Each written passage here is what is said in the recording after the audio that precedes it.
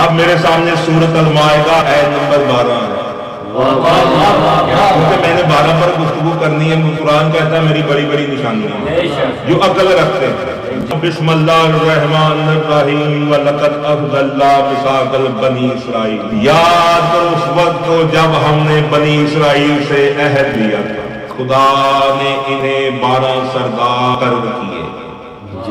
عہد مولا سے پوچھا کیا لیا؟ فرماتے علی کی ولایت کا عہد لیا۔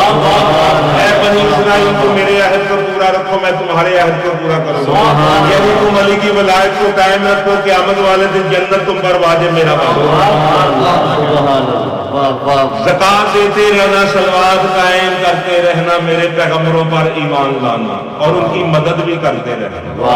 ایمان وہ ہوتے ہیں جو نبیوں کی مدد بھی کریں، جو صلوات بھی قائم کریں اور زکات بھی دیں۔